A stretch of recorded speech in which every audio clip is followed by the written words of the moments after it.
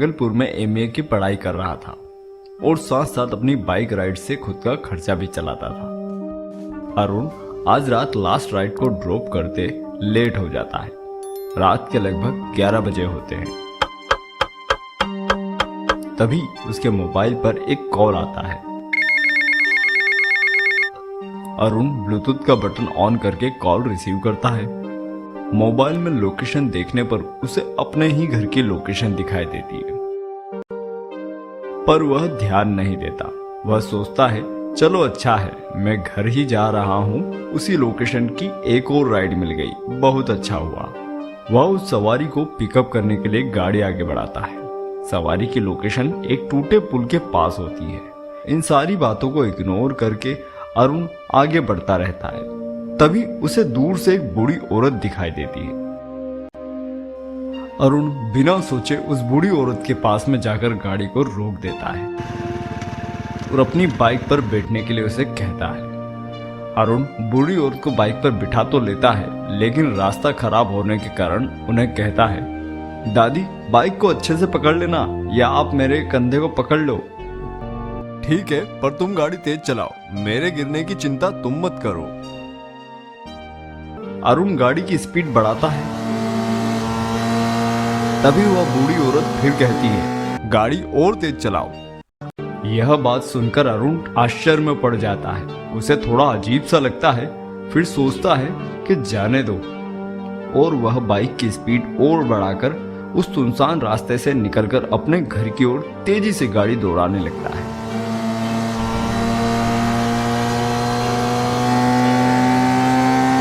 तभी उसकी नजर बाइक पर लगे साइड ग्लास पर पड़ती है, जिसे देख अचानक अरुण घबरा जाता है, क्योंकि उसे उस बूढ़ी औरत का सर दिखाई नहीं दे रहा था। अरुण घबराते हुए कहता है, दादी आप ठीक तो हैं? तभी दादी अपना एक हाथ अरुण के कंधे पर रखती है और गुस्से में कहती है, पहले मुझे बस जल्दी से घर पहुंचा दो। तभी अरुण देखता है कि उस बूढ़ी औरत के हाथों के नाखून बड़े बड़े होते हैं, जिनमें खून के निशान होते हैं।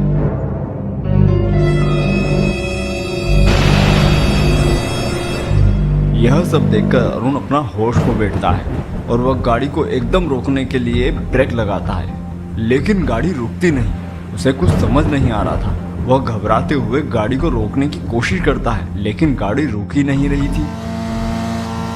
फिर वह गाड़ी की चाबी को बंद कर देता है, लेकिन गाड़ी दौड़ती रहती है। उसे कुछ समझ नहीं आ रहा था कि गाड़ी का इंजन बंद होने के बाद भी, रास्ते में इतने गड्ढे होने के बाद भी गाड़ी इतनी तेजी से कैसे चल सकती है। और वह जैसे ही नीचे देखता है, उसके होश उड़ जाते हैं। गाड़ी रोड से 3 फीट ऊपर हवा में चली जा रही थी। यह सब देखकर उसके पसीने छूट जाते हैं, उसके चेहरे का रंग बदल जाता है। उसे अब सब समझ आ गया था कि जो भयानक प्रेत आत्मा उसके पीछे बैठी है, वही यह सब कर रही है। तभी रोड पर एक मंदिर दिखाई पड़ता है, जहां गाड़ी की स्पीड अचानक से कम हो जाती है और उसकी बाइक रुक जाती है। और वह जैसे पीछे मुड़ के देखता है तो उसे वह बूढ़ी औरत नहीं दिखाई देती।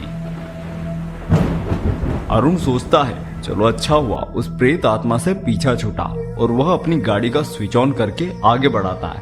थोड़ी दूर पहुंचने पर उसके गले में अजीब सी घुटन होने लगती है। वह देखता है कि वह बूढ़ी औरत दोनों हाथों से उसके गले को जोर से दबा रही थी। वह यह सब देखकर बहुत घबरा जाता है। डरा सहमा अरुण अपनी गाड़ी की स्पीड और बढ़ाता है। लग रहा था मानो वह बूढ़ी औरत आज उसको खत्म करके ही मानेगी, लेकिन उसने हिम्मत नहीं हारी। अपनी गाड़ी इधर उधर टर्न करते हुए चलाने लगा। फिर अचानक उसने बाइक रोक दी। बुरी आत्मा फिर से गायब हो गई। उसने अपनी गाड़ी को स्टार्ट किया, स्पीड बढ़ाई, और वह बुरी आत्मा उसको बीच सड़क पर फिर से दिखाई देती है। उसे उस औरत के शरीर के ऊपर सर दिखाई नहीं देता। उसका सर बार बार गायब हो रहा था। अरुण पहले ही घबराया हुआ था और बगैर सर की लाश देखते हुए अरुण को और झटका लगता है। वह घबराकर कांपने लगता है। पर इस बार उसने सोच लिया था कि वह उस बूढ़ी औरत के ऊपर गाड़ी चढ़ा देगा और उसने अपनी गाड़ी की स्पीड और बढ़ा दी।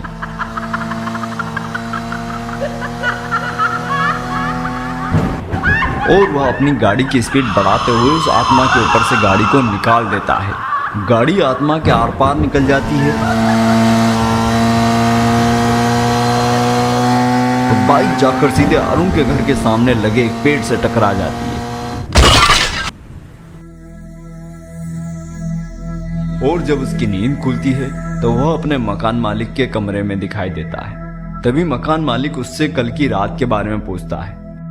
तब वह उसे सारी कहानी बताता है। तब उसके मकान मालिक ने कहा कि ऐसी घटना 2-3 महीने में एक बार अमावस्या की रात में जरूर होती है। तभी अरुण की नजर दीवार पर लगे एक फोटो पर जाती है। उस फोटो को देखकर अरुण फिर से चौंक जाता है। अरुण कहता है, यह कौन है? यही तो मेरी गाड़ी पर बैठ कर आई थी और इसी ने मुझे मारने की कोशिश भी की। तभी मकान मालिक कहता है, यह तो मेरी दादी है जिसका 3 साल पहले टूटे पुल के पास एक एक्सीडेंट में सर कट गया था और उनकी मृत्यु हो गई थी। अरुण घबरा जाता है और अगले ही दिन उस घर को छोड़कर अपने गांव भागलपुर चला जाता है और इस तरह अरुण अपनी जान बचा लेता है। दोस्तों, कैसी लगी आपको ये कहानी? हमें कमेंट करके बताना ना भूलें। और अगर आपके साथ भी ऐसी कोई भूतिया घटना घटी हो या फिर आपके पास कोई हॉरर स्टोरी हो तो हमें ईमेल करना ना भूलें।